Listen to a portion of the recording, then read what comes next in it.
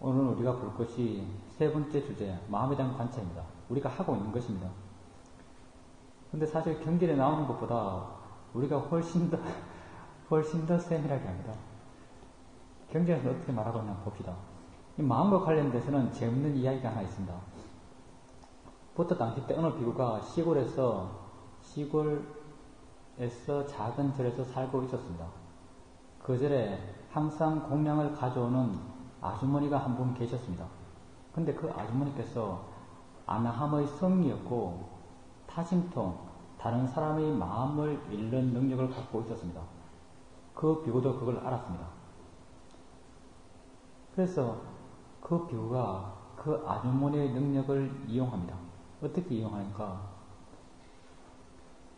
아침이 되면 이 비구가 생각을 합니다. 오늘은 된장찌개가 먹고 싶은데 라고 생각하는 겁니다. 그러면 그 아주머니가 된장찌개를 갖고 옵니다. 다음날 오늘은 탕수육을 먹고 싶은데 라고 하면 탕수육을 가져오는 겁니다. 얼마 동안 그렇게 잘 먹었습니다. 근데 어느 날 저녁 곰곰이 생각을 해보니까 자기 마음이 어떨 때는 좋지만 어떨 때는 안 좋고 어떨 때는 아주 극악합니다. 인간으로서 용납할 수 없는 생각도 많이 합니다. 그러니까 갑자기 아주 두려워졌습니다. 우리 마음도 그렇죠. 아주 두려워졌습니다.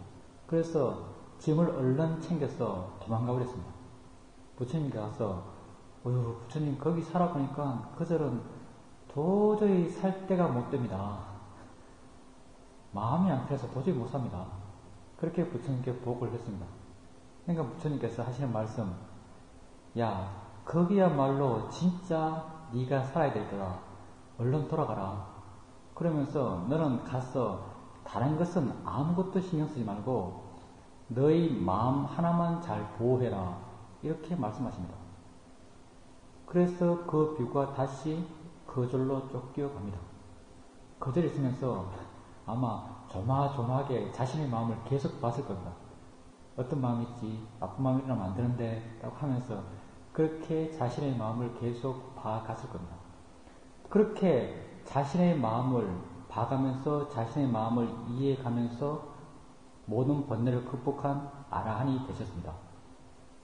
어떻게 자신의 마음을 보호하는가? 여기 나옵니다. 한번 봅시다. 비구들이여, 어떻게 비구가 마음을 단지 마음으로 관찰하며 머무는가? 불교에서 무언가를 보는 정령적인 구절입니다. 무엇을 단지 무엇으로 보는 것입니다. 내 것으로 알지 않는 것입니다. 그것 자체로 인정해주는 것. 끊임없이 나오는 말입니다. 마음을 단지 마음으로, 느낌을 단지 느낌으로, 몸을 단지 몸으로, 법을 단지 법으로. 정말 이 붓다의 가르침을 이해하게 되면 정말 단순한 겁니다. 이렇게 봐라, 그것 하나입니다. 마음을 단지 마음으로 관찰하며 머무는가? 우리가 아는 것은 우리는 이것을 약간 바꿔서 자연의 이치다라고 보는 겁니다. 이게 똑같은 거죠. 비구들이여, 여기 비구는 탐욕이 있는 마음을 탐욕이 있는 마음이라고 한다. 마음에 욕심이 있을 때 욕심이 있다라고 아는 것입니다. 욕심을 나의 욕심이 아니라 욕심 그 자체로 아는 것입니다. 욕심이 있구나. 여기 자연의 이치지. 욕심이 욕심낸다. 이런 표현을 쓰죠. 이런 경우는. 욕심이 욕심내는 겁니다. 내가 욕심내는 것이 아닙니다. 성냄이 있는 마음을 성냄이 있는 마음이라고 한다. 성냄을, 화를, 화 그 자체로 아는 것입니다. 자연의 이치다라고 아는 것입니다. 내가 일으키려고 해서 일어난 것이 아닙니다. 조건되니까 자기 스스로, 자기 성질대로 일어나서 자기 성질대로 보여줍니다. 뭐 부수는 걸로 보여줍니다. 부수고, 욕하고, 해치고, 지가 하는 겁니다. 우리의 존재를 구성하는 아주 소중한 한 부분입니다. 화. 지가 하는 겁니다. 여러분 마음에 이렇게 화, 욕심이 있을 때 그것은 여러분의 가장 1차적인 수행의 대상입니다. 이런 마음은 수행하는 마음에 나타납니다. 이런 마음뿐 아니라 초조함, 두려움 이런 것이 있을 때 그것이 여러분의 가장 1차적인 수행의 대상입니다. 그런 것들을 다 자연의 이치다, 그것 자체다, 내 것이 아니다 이렇게 봐나가셔야 합니다. 어떤 수행자들은 마음이 아주 괴롭고 힘들고 답답하고 이런 상태에서 소리 들으려고 그러고 느낌하려고 그러고 생각하려고 그러고 이렇게 합니다. 기계적으로 수행하는 거죠. 이럴 때 여러분의 가장 어떤 시급한 수행의 대상은 그 답답함, 불안감, 두려움, 그것이 여러분의 수행의 대상입니다. 그것을 봐나가면서 이건 자연의 이치지, 내 것이 아니지, 지가 나도 모르게 일어났네 라고 봐나가는 겁니다. 그게 마음을 단지 마음으로 보는 것입니다. 어리석음 있을 때 어리석음이 있다라고 한다. 어리석음, 모화입니다. 어리석음은 어떻게 알겠습니까? 내가 어리석은데, 내 마음이 어리석은데 어리석은 마음이 어리석음을 어떻게 알겠습니까? 어리석음은 이 진실을 가리는 마음입니다. 어리석음이 어리석음 자신을 가리기 때문에 어리석음을 아는 건 정말 힘듭니다. 우리에게 아주 본질적인 어리석음은 우리가 아는 세상이 본질적으로 그것 자체일 수 있는 자성이 있다는 믿음입니다. 논리적으로 생각해보면 아닌데 우리 마음 저변에서는 그런 믿음이 있습니다. 이게 무슨 말인가 하면 우리는 이 벽을 볼 때 벽이 고요하게 벽일 수 있는 자성이 있다고 생각합니다. 물리적으로도 부수면 가루돼서 사라집니다. 법의 입장에서도 단지 보이는 것일 뿐입니다. 근데 우리의 마음에는 이건 벽이다, 고유하게 벽이다라는 믿음이 있습니다.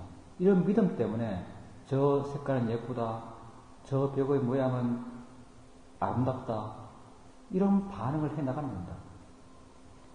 컵이 고유하게 컵일 수 있는 자성이 있다고 믿습니다. 그래서 좋은 컵, 나쁜 컵 이런 말을 하는 겁니다. 어떤 사람이 있을 때 그 사람이 예쁘다, 그 사람에게 예쁨일 수 있는 고유한 자성이 있다고 우리는 믿습니다. 본질적으로 예쁘다고 생각합니다. 그래서 어떤 보고 싶어하는 마음, 원하는 마음 이런 마음이 생겨나는 겁니다. 이런 것이 다 어리석음 때문에 그렇습니다. 그리고 이런 어리석음 때문에 화와 욕심이 일어나는 것입니다. 그 자체에 고유하게 그 자성이 있다라고 알아주지 않으면 화와 욕심이 생길 수가 없습니다. 화와 욕심은 그것이 진짜다라고 믿기 때문에 생기는 겁니다. 내가 저기 보이는 저 사람이 진짜 그 사람이다. 내가 그 사람에게 정의하고 있는 것이 실제 그 사람의 인격을 구성하고 있는, 그 사람의 존재를 구성하고 있는 것이다, 그 자체다 라고 이렇게 알아주기 때문에 그에게 화가 나는 겁니다. 이런 어리석음이 기본적으로 있습니다. 이 어리석은 마음을 보는 것은 쉽지가 않습니다. 근데 어리석은 마음이라는 것은 모두 다 에너지입니다. 힘이 있습니다. 어리석은 마음의 힘을 가장 구체적으로 볼 수 있을 때가 지혜가 일어났을 때입니다.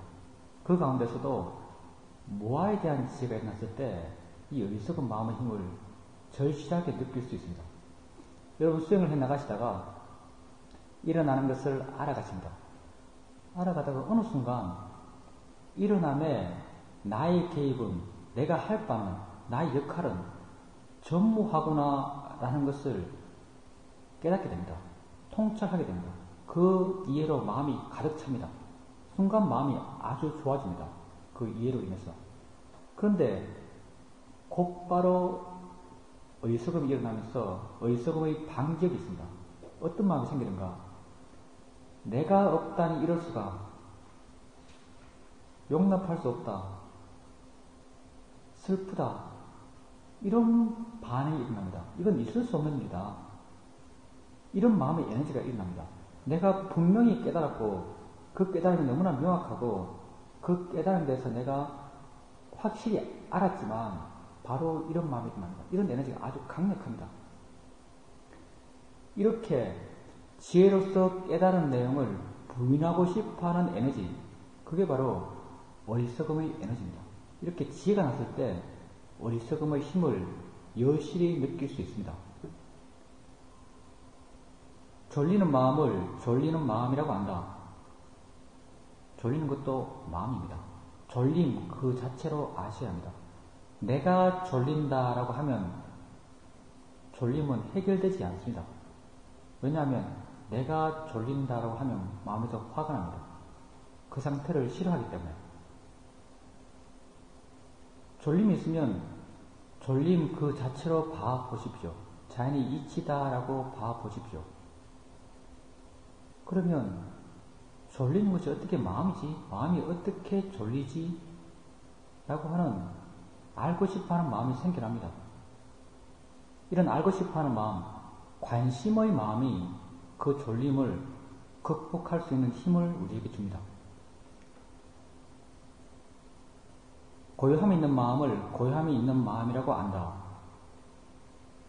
우리가 여러 번 이야기했습니다. 고요함은 상당히 경계해야 할 마음의 성질입니다.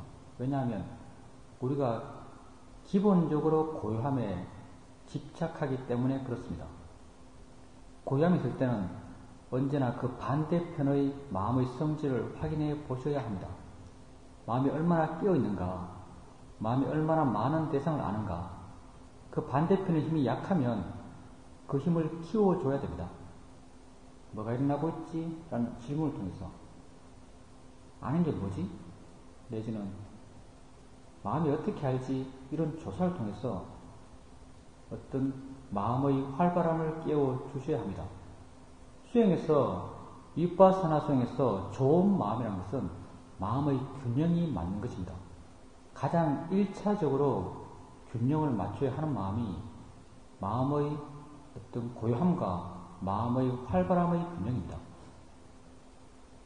해탈한 마음을 해탈한 마음이라고 한다. 이 해탈한 마음, 해탈이라고 하면 성인의 어떤 상태라고 이해될 수도 있습니다. 그런데 성인의 마음은 위파사나 수행의 대상이 아닙니다. 그럼 여기서 해탈한 마음은 뭔가? 여러분이 수행을 해나가시다가 마음에서 강한 통찰의 지혜가 날 때가 있습니다. 여러분 통찰의 지혜라 그래서 그게 아주 심오한 말로 표현되는 그게 아닙니다. 말로 하면 가치가 뚝 떨어지는 느낌이 들죠. 보는 게 마음이구나 라고 통찰합니다. 화가 마음이네 라고 통찰합니다. 그런데 그 이해가 아주 깊습니다. 그 이해로 마음이 온통 가득 찹니다. 그리고 내가 그 이해를 완벽하게 한다. 여러분 살면서 100%라고 알아본 적 있습니까? 별로 없을 겁니다. 그때 100%라는 걸 압니다. 내가 완벽하게 안다는 생각이 듭니다. 그 이해를. 화가 마음이다라는 주제가 있다면 내가 이걸 100% 안다라고 알아집니다. 그러면 이해로, 그 지혜로 온통 마음이 충만합니다. 이렇게 지혜가 있으면 지혜는 번뇌와 반대로 작용하는 성질입니다. 이렇게 지혜가 충만하면 번뇌는 마음이 없습니다. 번뇌가 완전히 없는 마음 상태가 됩니다. 번뇌가 마음에 없으면 어떻게 되냐면, 번뇌가 마음에 완전히 없게 되면 우리 마음은 완전히 다른 수준의 마음이 됩니다. 그 순간 그 찰나에 마음의 수준이 완전히 다르게 됩니다. 아주 좋은 마음 상태가 되고, 이런 마음의 변화가 워낙 급격하기 때문에 그 변화를 내가 분명하게 압니다. 이런 상태를 순간적 해탈, 이렇게 말합니다. 저희 스승께서는 이런 순간적 해탈을 자주 경험해 봐야 어떤 열반에 이를 수 있다. 이런 말씀을 하신 적이 있습니다. 여러분 수행을 해 나가시다 보면 이런 번뇌가 전혀 없는 마음 상태를 체험합니다. 그리고 그런 체험을 하면서 분명히 알게 됩니다. 수행이 나의 존재를 본질적으로 바꾸어갈 수 있다고 스스로 분명히 알게 됩니다. 마음의 변화가 워낙 명확하기 때문에, 그리고 그 변화한 마음이 너무나 좋기 때문에, 제가 이런 경험을 하면서 저희 스승과 인터뷰를 할 때 이 마음의 상태를 어떻게 표현을 했냐면 이렇게 표현했었습니다. 제 마음이 그렇게 깨끗할 수 있을 것이라고 한 번도 생각해보지 못한 그런 깨끗함이었습니다. 라고 이렇게 표현했습니다. 지금도 기억이 남습니다. 표현이 너무 멋있었어.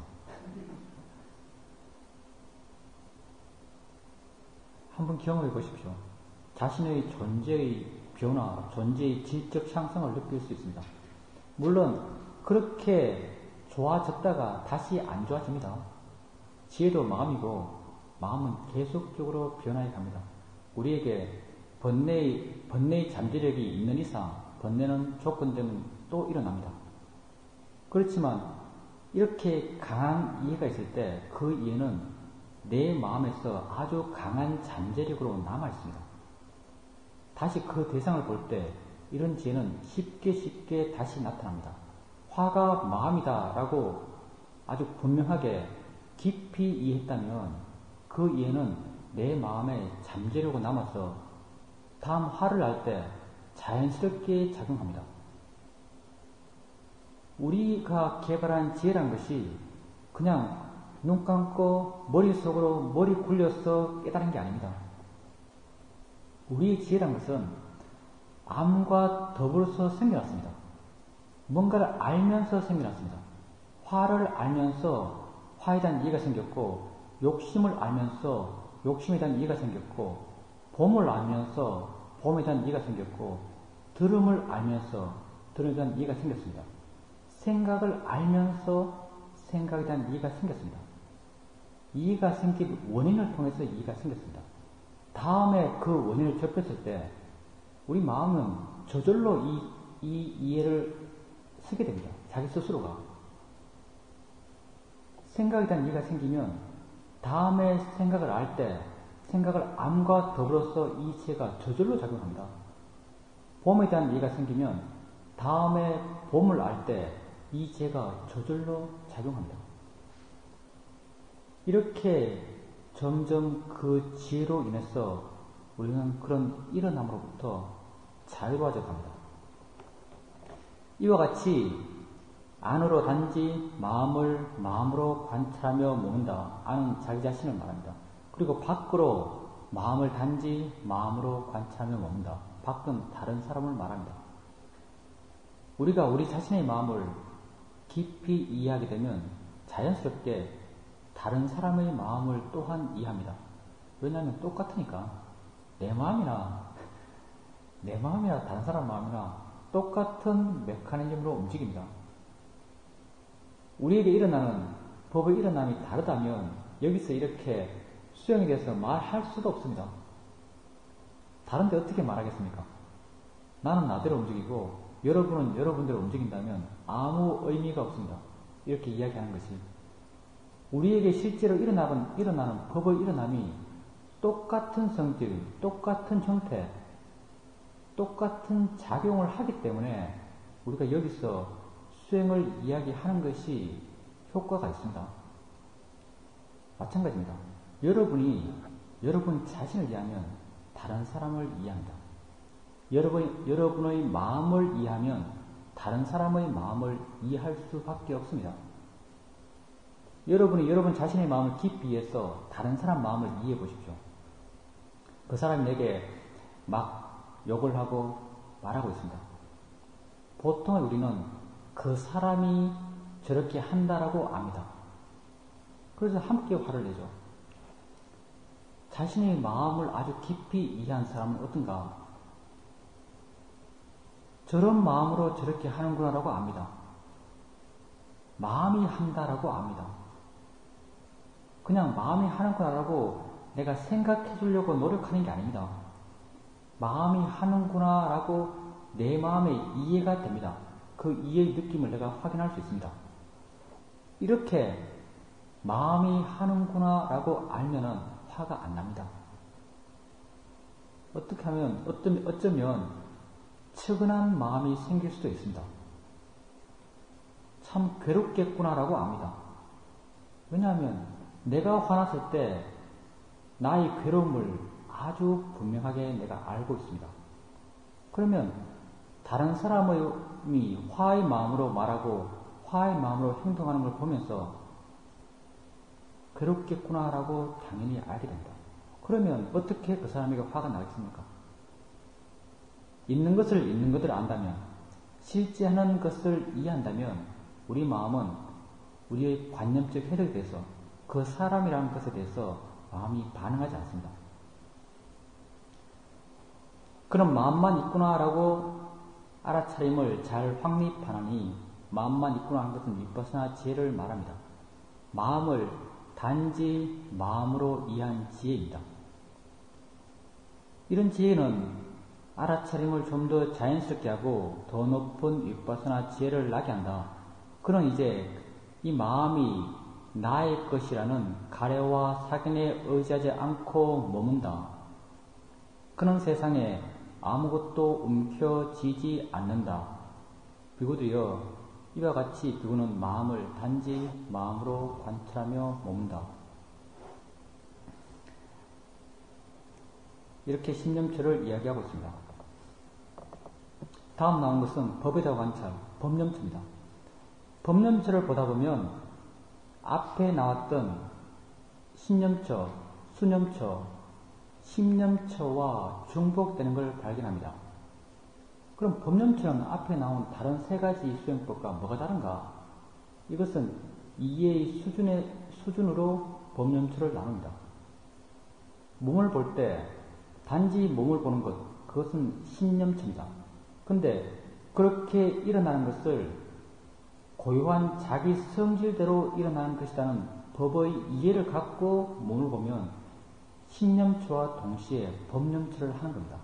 느낌을 단지 느낌으로 이해하고 느낌을 알면 수념처, 느낌에 대한 관찰을 하면서 법에 대한 관찰도 함께 하는 겁니다.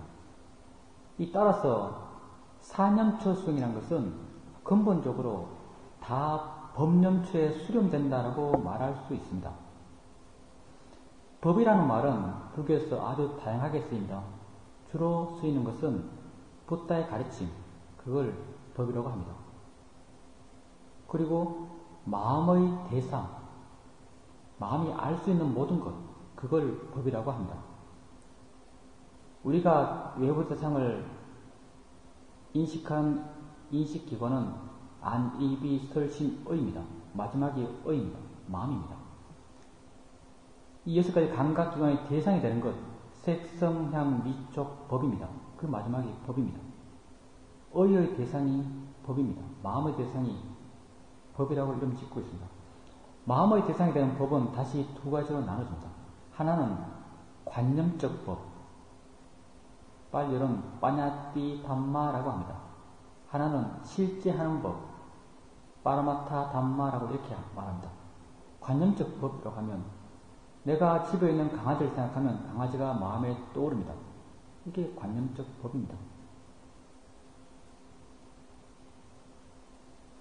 실제하는 법, 실제하는 법은 우리에게 일어나는 것입니다. 고유한 성질이 있어서 고유한 작용을 하는 것, 그게 실제하는 법입니다. 화가 실제하는 법입니다. 변할 수 없는 자기 고유성을 갖고 있습니다. 보는 것, 듣는 것, 느끼는 것, 생각하는 것, 다 다른 것과 섞일 수 없는 고유한 자신의 성질이 있고 그 성질대로 조건되면 작용을 합니다. 이것이 다 고유한 어떤 성질을 갖고 있는 빠라마타 담마입니다. 이런 이해를 갖고 우리 자신을 알아간다면 그것은 바로 법념처 수행을 하는 것입니다. 법륜서 수행의 가장 첫째 주제는 5가지 장애입니다. 5가지 장애. 안 좋은 것입니다. 내게 방해되는 요소라고 쉽게 생각하는 것들. 욕심, 화, 졸림, 들뜸과 후회, 회적 의심, 이렇게 5가지 장애를 이야기하고 있습니다. 보통의 사람에게 이것은 장애적 요인이지만 법륜처 수행을 하는 수행자에겐 수행의 대상입니다. 여러분의 몸과 마음에서 일어나는 그 모든 것은 법입니다. 조건 속에서 고유한 자기 성질대로 일어나고 있습니다. 실제 하는 것들은 다 고유한 성질로서 일어나고 있는 것입니다. 그것이 무엇이 되었든 초조함, 불안, 공포, 의심, 졸림, 화, 욕심, 그 무엇이 되었든 여러분의 존재를 구성하고 있는 한 부분입니다. 자기 자신의 영역이 있고 자기 자신의 역할이 있고 그 역할대로 행하고 있는 것입니다. 그걸 인정하고 받아들이고 그 자체로 봐나가셔야 합니다. 그것을 단지 그것으로 알아가셔야 합니다. 그랬을 때 여러분은 정말 수행에 능숙해질 수 있고 진정 여러분 존재로부터 자유로울 수 있습니다. 수행은 좋은 것만 하는 게 아닙니다. 나쁜 것을 나쁜 것이 아니라고 이해할 수 있습니다. 그것 자체일 뿐입니다. 이런 이야기가 있습니다. 미얀마의 어느 스님이 미얀마 시골을 다니면서 수행을 가르치고 있었습니다. 어느 산골에 가서 그 동네에 있는 8살 전후의 8살, 10살 꼬마들을 모아서 수행을 가르쳤습니다. 그 가운데 8살 난 소녀가 있었습니다. 그 소녀가 그 스님에게 수행을 배우는 어떤 그 기간 동안에 배우면서 마을을 다니다가 미친 개에게 물렸습니다. 광견병에 걸렸습니다. 미얀마는 개들이 아주 많습니다. 주인 없는 개들도 아주 많습니다. 광견병이 흔한 병입니다. 어릴 때부터 광견병에 대해서 주의를 많이 듣고 자기 주변에서 광견병에 걸린 사람을 그렇게 어렵지 않게 볼 수 있습니다. 그렇게 죽어가는 사람이 상당수입니다. 광견병에 걸려서 점점 아파져 갔습니다. 의료시설도 빈약하고 치료할 수도 없습니다. 점점 몸이 마비되어 갔습니다. 미얀마 사람들은 보통 침대 생활을 하는데 침대에 이렇게 누워 있었습니다. 점점 몸이 마비되어 가면서 나중에는 말을 못하게 됐습니다. 혀가 굳어서 말이 안 나왔습니다. 그러니까 친척들, 부모들이 침대가에서 애가 죽는다고 막 울었습니다. 그 소녀도 자신이 죽는 걸 압니다. 주위에서 그렇게 죽는 사람을 봤기 때문에 자기 몸이 점점 굳어져 갑니다. 말이 안 나옵니다. 근데 그 소녀가 그때 손은 움직였습니다. 그래서 자기 부모에게 손짓으로 종이와 펜을 달라고 했습니다. 종이와 펜을 받아서 거기다가 이렇게 글을 써서 부모에게 줬습니다. 뭐라고 써서 줬는가? 울지 마세요. 저 지금 수행하고 있어요. 이렇게 써서 줬습니다. 그렇게 쓴 그 종이를 한국 스님 한 분이 갖고 계십니다. 모든 생명체는 죽음을 두려워합니다. 그럼 그 애가 안 두려웠겠습니까? 두려웠습니다. 죽는다고 아는 존재가 어떻게 두려움을 느끼지 않겠습니까? 그는 두려웠고 불안했고 몸이 아팠고 몸이 움직이지도 않았습니다. 그런데 그 소녀는 다른 사람의 슬픔을 위로해 줄 수 있는 마음을 가졌습니다. 그런 여유가 어떻게 가능했겠습니까? 그걸 그대로 받아들였기 때문에 가능했을 겁니다. 마음이 아주 순수하고 깨끗했기 때문에 가르치는 그대로 행했을 겁니다. 불안함을 단지 불안함으로 알았을 겁니다. 고통을 단지 고통으로 알았을 겁니다. 단지 그것으로 알고 단지 그것으로 이해한다면 그것으로부터 자유롭습니다. 있는 것이 문제가 되는 게 아닙니다. 우리가 바르게 보지 못하고 자유롭지 못한 것이 문제가 될 뿐입니다. 그것들은 다 그것들 자체일 뿐입니다. 그걸 단지 그것 자체로 이해한다면 우린 그것으로부터 자유로울 수 있습니다. 그 소녀는 그렇게 그 순간에도 자유로웠습니다. 여러분에게 일어나는 부정적이라고 여러분이 정의하고 있는 것들 다 받아들이십시오. 다 여러분 존재의 한 부분들입니다. 받아들이고 인정하고 바르게 지켜보십시오. 다음 나오는 주제가 5가지 무더기 5온입니다. 부다께서 우리의 존재를 설명하는 가장 기본적인 설명의 도구였습니다. 5온은 색수상행식입니다. 색, 물질입니다. 우리가 물질이라고 하면 흔히 몸이라고 생각합니다. 근데 몸은 관념적인 정의입니다. 몸은 물론 물질로 이루어져 있습니다. 근데 저는 사실 몸을 이루고 있는 물질에 대한 이해는 거의 없습니다. 관찰해보지 않았기 때문에. 우리 수행에서 물질을 이해해가는 것은 감각기관의 대상이 되는 물질을 이해해갑니다. 불교는 내게 일어나는 모든 법을 모두 다 이해해야 문제를 해결할 수 있는 게 아닙니다. 불교는 내게 일어난 법 가운데 하나를 깊이 이해하면 모든 문제가 다 해결됩니다. 여러분이 모르는 것을 알려고 할 필요가 없습니다.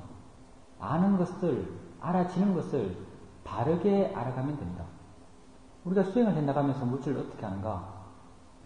감각기관의 대상이 되는 물질을 이해합니다. 여러분 본다고 계속 알아가 보십시오. 본다라고 알아가다 보면 자연스럽게 보인다는 걸 이해합니다. 보인다는 것, 그것이 물질입니다. 실제는 모든 것은 작용과 성질입니다. 불교학자들이 마음을 이해할 때는 마음을 바르게 이해합니다. 왜냐하면 과학에서 마음에 대해서 별 말을 안 하니까. 경전에 쓰신 대로 그 시각으로 이해를 해 나갑니다. 근데 물질을 이해할 때는 과학에서 말하는 물질에 대한 설명을 그대로 가져와서 불교를 이해하려고 합니다. 근데 그렇지 않습니다. 과학과 불교는 전혀 물질을 다른 각도에서 봅니다. 물질을 어느 입자, 분자, 원자로 실증하는 무엇으로 보려고 합니다. 현미경으로 보면 볼 수 있는 무엇으로 이해하려고 합니다. 근데 그렇지 않습니다. 물질의 파라마타, 물질을 실제하는 법도 위치도 없고 장소도 없고 모양도 없습니다. 작용만 있는 겁니다. 여러분이 본다는 걸 계속적으로 이해해 가다 보면 자연스럽게 보인다는 걸 이해합니다. 보이는 성질을 이해합니다. 이렇게 물질을 이해해 갑니다. 듣는다는 걸 여러분 계속적으로 이해해 가게 되면 자연스럽게 들린다는 물질을 이해합니다. 그게 소리입니다. 고정된 소리가 아니고 작용하는 소리입니다. 들리는 작용을 합니다. 우리가 우리 존재를 이해할 때 이렇게 보이는 작용, 보는 작용이 있습니다. 우리는 우리의 존재를 이 보는 작용하는 것을 우리라고 생각한다. 나라고 생각한다. 보는 작용하는 것이 나고 보이는 것은 나 외적인 존재로 생각한다. 그런데 이렇지 않습니다. 왜 보여지는 것을 내 외적으로 생각하는가? 저 밖에 있는 걸 본다고 생각하기 때문에 그렇습니다. 그런데 보여지는 물질은 저 밖에 있지 않습니다. 보여지는 물질은 여기 있습니다. 내 안에 있습니다. 나의 존재라는 것은 이 보여지는 것과 보는 것이 만나서 함께 작용하면서 일어나는 것입니다. 융합해서 작용하는 겁니다. 나의 존재는 이것이 함께 묶여 있는 겁니다. 함께 묶여서 함께 작용하는 겁니다. 보여지고 보이는 것이 묶여서 함께 일어나서 함께 작용하고, 들려지고 듣는 것이 함께 만나서 함께 작용하면서 함께 일어나고, 다 지고 다음을 아는 것, 생각하고 생각을 아는 것, 맛과 맛을 아는 것, 냄새와 냄새를 아는 것이 함께 만나서 함께 작용하는 그 일어남 자체들, 그게 내 존재입니다. 그래서 부다께서 존재를 설명한 오온에 물질을 넣은 겁니다. 물질도 내 존재의 한 부분입니다. 그리고 이렇게 물질이 있고 대상이 있고 대상을 아는 마음이 있습니다. 이 두 가지가 만남이 있고 만나면 필연적으로 느낌을 발생시킵니다. 이것이 오온의 두 번째 수입니다. 느낌. 우리가 수하면 닿았을 때 느끼는 느낌만을 수라고 많이 생각하는데 그렇지 않습니다. 눈에서도 만나서 느낌이 생겨나고, 귀에서도 만남을 통해서 느낌이 생겨나고, 코, 혀, 몸에서도 만나서 느낌이 생겨납니다. 마음에서도 만나서 느낌이 생겨납니다. 그러니까 화가 났을 때 화의 마음과 화를 아는 마음은 다릅니다. 화를 할 때 화와 화를 아는 마음이 이렇게 만납니다. 그럼 느낌이 생겨납니다.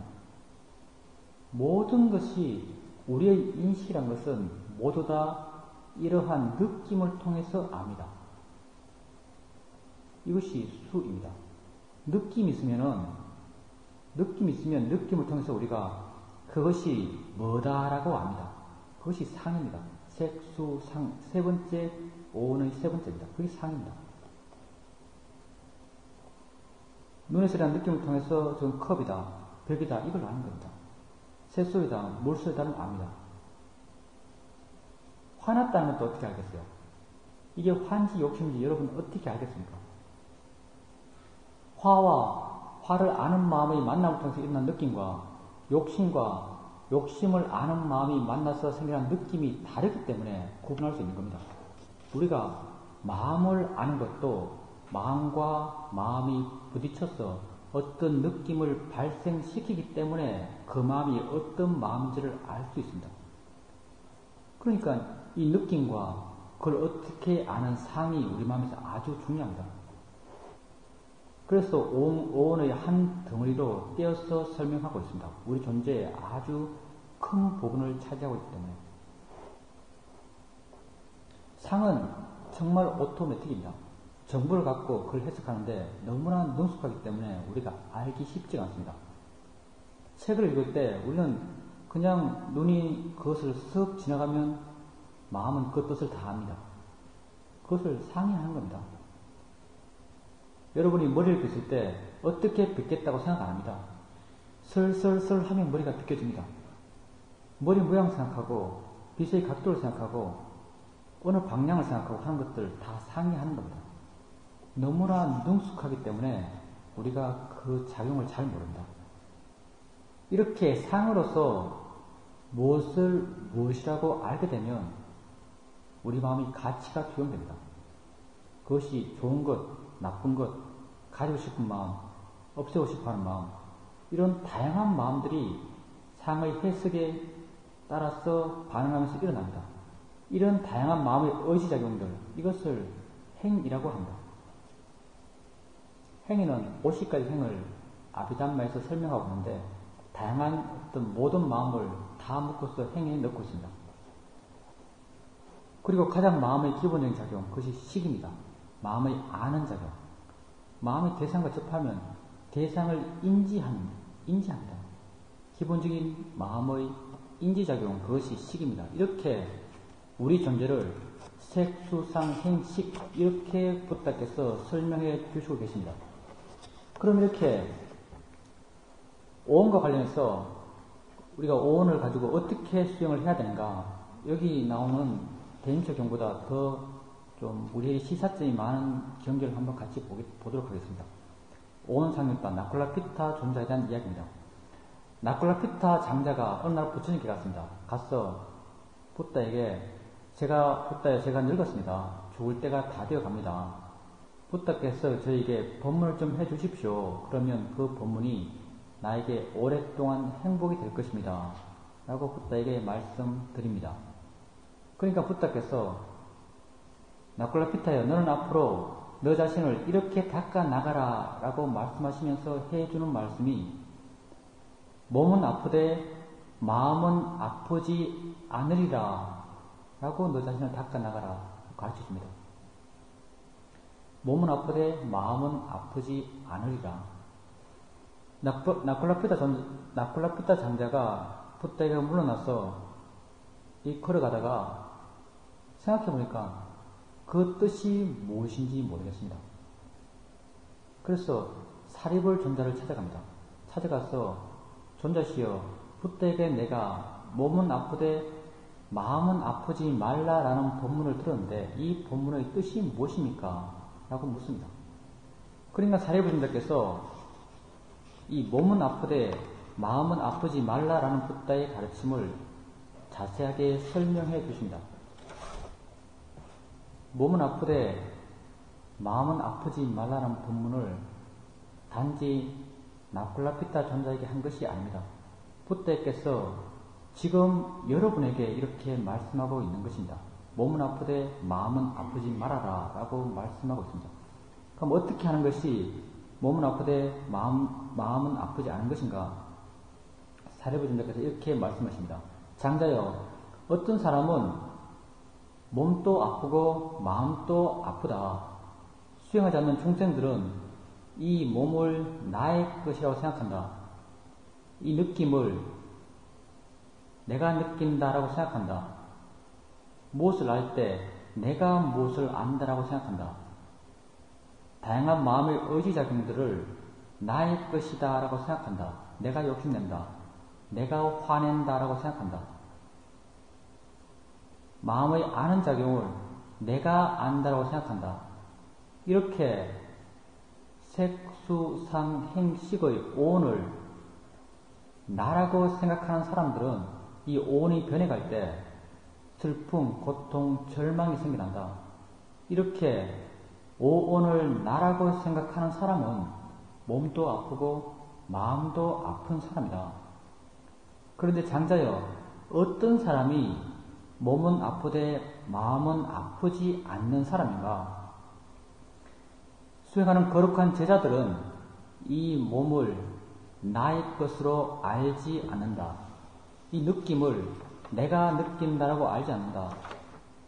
무엇을 무엇이라고 아는 마음의 작용을 내가 무엇을 안다라고 알지 않는다. 다양한 마음의 의지작용들을 내 것이다 라고 알지 않는다. 내가 화낸다. 내가 욕심낸다라고 알지 않는다. 마음의 아는 작용을 내가 안다라고 알지 않는다. 이렇게 오온을 나의 것이라고 알지 않는 사람은 오온이 변해가도 슬픔, 고통, 절망이 생겨나지 않는다. 이와 같이 오온을 나라고 생각하지 않는 사람, 그 사람이 바로 몸은 아프되 마음은 아프지 않는 사람이다. 이렇게 말하고 있습니다. 붓다께서 몸은 아프되 마음은 아프지 않은 사람, 이 사람을 오온을 나의 것으로 알지 않는 사람이다라고 말씀하고 있습니다. 오온을 나의 것으로 알지 않으면 무엇으로 알겠습니까? 오온 자체로 아는 겁니다. 느낌을 단지 느낌으로, 마음을 단지 마음으로, 화를 단지 화로, 욕심을 단지 욕심으로. 너무 말을 많이 해가지고 이 말을 귀에 딱지가 않죠. 자연의 이치다 이겁니다. 붓다의 말은 단순합니다. 정말 한결같고 일관성이 있습니다. 그것 자체로 알아라. 그게 법이다 이 말입니다. 그렇게 알아가는 사람이 바로 몸은 아프되 마음은 아프지 않는 사람이고, 붓다께서 우리에게 그렇게 길을 가라라고 말씀하고 있습니다. 그리고 여러분이 자연의 이치다라고 하면서 대상을 할 때 그 길을 가시는 겁니다. 마지막으로 4가지 진리, 사성제가 나옵니다. 불교의 모든 가르침은 이것을 중심으로 돌아간다라고 말합니다. 여기 비구는 네 가지 성스러운 진리의 법을 단지 법으로 관찰하며 머문다. 비구들이 어떻게 비구가 네 가지 성스러운 진리의 법을 단지 법으로 관찰하며 머무는가? 비구는 이것이 괴로움이다라고 안다. 이것이 괴로움이 일어납니다라고 안다. 이것이 괴로움의 소멸이다라고 안다. 이것이 괴로움의 소멸로 인도하는 도닦음이다라고 한다. 고진멸도입니다. 불교하면 아마 교과서에 이 말은 나올 겁니다. 사성대, 고진멸도. 근데 고통 이야기밖에 안 합니다. 불교가 참 침울하다는 생각이 들 수도 있습니다. 어느 비구가 붓다에게 부처님 아래서 도대체 뭘 배웁니까? 왜 붓다 아래서 수행합니까? 라고 물으니까 붓다께서 고통을 완전히 이해하기 위해서 붓다 아래서 수행한다라고 이런 말을 해 주셨습니다. 근데 고통을 이해하는 마음은 아주 행복합니다. 고통을 겪으면서 괴로우면서 고통을 이해하는 게 아닙니다. 아주 행복한 마음으로 고통을 이해합니다. 고통이란 것이 우리가 흔히 아는 어떤 느낌의 고통이 아닙니다. 그럼 도대체 고통이 뭔가? 괴로움의 성스러운 진리, 고성질을 한번 봅시다. 비구들이 그러면 무엇이 괴로움인가? 태어난 것도 괴로움이고 늙음, 병, 죽음, 근심, 탄식, 육체적 고통, 정신적 고통, 절망이 괴로움이다. 원하는 것을 얻지 못하는 것도 괴로움이다. 요컨대 5가지 취착하는 무더기들 자체가 괴로움이다. 불교에서 말하고자 하는 괴로움을 가장 잘 총괄적으로 설명하고 있는 것은 마지막입니다. 5가지 취착하는 무더기, 오온이 괴로움이다라고 말하고 있습니다.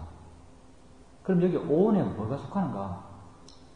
우리가 정말 얻고 싶은 것, 우리가 닦아 나가야 한다라고 항상 말하는 것, 위파사나 지혜, 여기 속합니다. 위파사나 지혜, 그거 고통입니다. 고통을 해결하기 위해서 위파사나 지혜를 닦아 나가는데 위파사나 지혜가 고통이라고 말합니다. 마음이 아주 좋은 것, 마음이 고요하고 차분한 것, 마음의 사마디, 그 고통입니다. 마음에서 일어나는 기쁨, 삐띠라고 하는 것, 그 고통입니다. 마음에서 일어나는 행복감, 수카라고 하는 것, 그 고통입니다. 존재한다는 것 자체가 고통입니다. 안 좋은 것이 아니고 존재한다는 것이 내가 어떤 열망을 느낄 것이 아닙니다. 존재한다는 것이 내가 바람직하다고 여기고 지속시키려고 할 것이 못 됩니다. 조건 속에서 일어났기 때문에 바랄 바가 아닙니다. 있기 때문에 바랄 바가 아닙니다.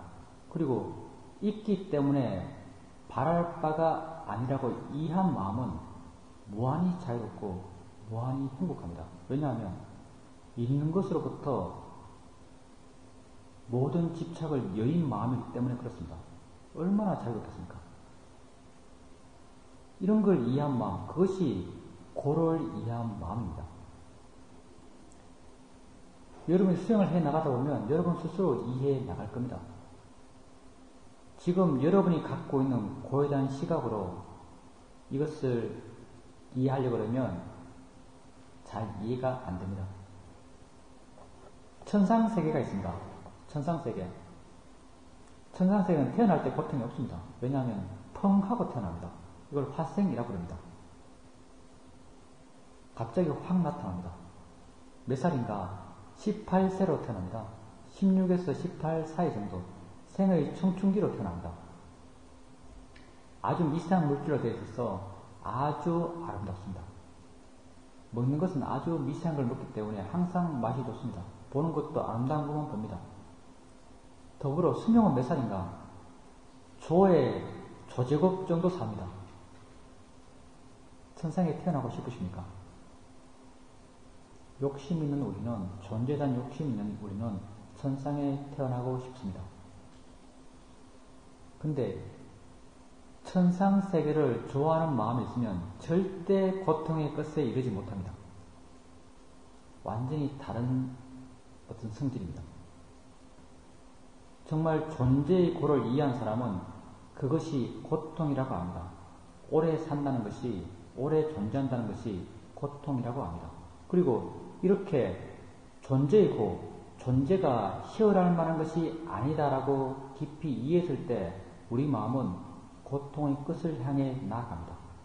고통의 끝, 열반을 향해 나아갑니다. 여러분이 실제 하는 것을 알아가게 되면 자연스럽게 이러한 이해들이 생겨나갑니다. 왜냐하면 이것이 바로 실제 하는 것의 특성이기 때문에 그렇습니다. 그럼 비구되어 무엇이 괴로움의 일어남의 성스러운 진리인가? 이것은 가래이니 다시 태어남을 가져오고 환희와 탐욕과 함께하며 여기저기서 즐기는 것이다. 감각적 욕망에 대한 가래, 존재에 대한 가래, 존재하지 않는 것에 대한 가래. 존재하지 않는 것에 대한 가래는 아마 자살한 사람들이 갖고 있는 가래가 이런 가래일 겁니다. The end를 원합니다, 이 사람들은. 완전한 무, 죽고 나면 완전한 무의 상태가 될 것이라는 가래가 있기 때문에 죽을 수 있습니다. 가래의 일어남이 곧 고통의 일어남이라고 했습니다. 그러면 이런 가래는 어디에서 일어나서 어디에서 자리 잡는가? 세상에서 즐겁고 기분 좋은 곳이 있으면 거기에서 이 가래는 일어나서 거기서 자리 잡는다. 그러면 세상에서 어떤 것이 즐겁고 기분 좋은 것인가? 눈은 세상에서 즐겁고 기분 좋은 것이다. 귀, 코, 혀, 몸, 마음은 세상에서 즐겁고 기분 좋은 것이다. 여기서 이 가래는 일어나서 여기서 자리 잡는다. 가래의 일어남은 고통의 일어남이라고 했습니다. 가래는 6가지 감각기관에서 일어난다고 했습니다. 고통은 바로 6가지 감각기관에서 일어나는 겁니다. 볼 때 보이는 것이 무엇이라고 알고 좋다고 판단하고 싫다고 판단해 가면서 가래가 일어나면서 고통이 일어나는 겁니다. 들을 때 듣는 것을 관념적으로 해석해서 무슨 소리라고 알고 좋은 소리, 나쁜 소리 분별해 가면서 좋은 마음, 싫은 마음을 내면서 가래가 일어나고 고통받아 가는 겁니다. 6가지 감각기관에서 가래가 일어나고 6가지 감각기관에서 고통이 일어나는 겁니다. 그러면 무엇이 괴로움의 소멸의 성스러운 진리인가? 가래가 남김없이 빛발에서 소멸함, 버림, 놓아버림, 집착 없습니다. 비구들이여 이를 일러 괴로움의 소멸의 성스러운 진리라고 한다. 그럼 이 가래는 어디에서 없어지고 어디에서 소멸하는가? 세상에서 즐겁고 기분 좋은 것이 있으면 거기에서 이 가래는 없어지고 거기에서 소멸한다. 그러면 세상에서 어떤 것이 즐겁고 기분 좋은 것인가? 눈은 세상에서 즐겁고 기분 좋은 것이다. 귀, 코, 혀, 몸, 마음은 세상에서 즐겁고 기분 좋은 것이다. 여기서 이 가래는 없어지고 여기서 소멸된다. 가래의 소멸은 곧 고통의 소멸이라고 부탁해서 경계에서 말하고 있습니다. 가래가 소멸하는 곳. 6가지 감각기관에서 소멸합니다. 고통은 6가지 감각기관에서 소멸합니다. 고통이 일어난 것도 6가지 감각기관이고 고통이 소멸하는 것도 6가지 감각기관에서 소멸한다고 부탁해서 말씀하고 있습니다. 어떻게 했을 때 이 고통이 소멸하겠습니까? 6가지 감각기관의 일어남을 이해했을 때 고통이 소멸됩니다. 실제 무엇인지를 알았을 때 고통은 소멸합니다. 봄이 일어날 때 실제 무엇이 일어나는지 봄과 보임의 실제한 성질을 이해했을 때 눈에서 일어나는 고통이 사라집니다. 들음이 일어날 때 실제 일어나고 있는 들린다는 성질과 듣는다는 성질을 이해했을 때 귀에서 일어나는 가래가 사라지고 고통이 사라져 가는 겁니다. 우리가 수행을 해 나갈 때 볼 때 본다고 알고 들을 때 듣는다고 알고 느낄 때 느낀다고 알고 나아가서 알 때 안다고 알아갈 때 그 문제들이 그 알의 힘만큼 해결되어 가는 겁니다. 모두 다 알고 알아지는 대상과 마음의 작용으로 일어나고 있습니다. 이 작용의 관계성, 연기성은 모두 동일합니다.